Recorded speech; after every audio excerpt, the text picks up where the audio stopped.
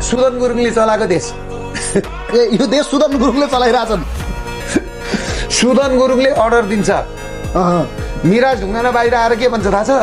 हुन त बेचाराहरूको नाम लिदियो भने झन् हाइलाइट हुन्छन्। अहँ, मिराज ढुङ्गाना लिदिनु न गरी खाउन्। अहँ, मिराज ढुङ्गाना कहिले के भन्छ कहिले म भन्छु यिनीहरूलाई, अहँ, म उनीहरूको बुवा आमालाई पनि भन्छु तिमीहरूलाई गाह्रो छ है, तिमीहरूले बाबुआमाका आँखा रसाउने भयो, तिमीहरूलाई अप्ठ्यारो छ, तिमीहरू तयारी होला बस्छ साथी हो, मैले बोलेको कुरा पुग्छ। तिमीहरू सबैजनाको जाने जेलै हो, जिम्मा त लिए नि त। आखिर भएको जेन्जी आन्दोलन नै हो। जेन्जी आन्दोलन हामीले गरेको भनेपछि नि भोलि अदालतले के गर्छ? अदालतमा आगो लगाएको छ। अदालतले यिनीहरूलाई छोड्छ? मुद्दा त पर्दैछ। अब मिराजहरूदेखि लिएर जम्मैलाई हाल्छन् मुद्दा एउटा ग्रुपले। अदालत त पुर्याउनु पर्छ। सधैँभरि यही व्यवस्था त रहँदैन।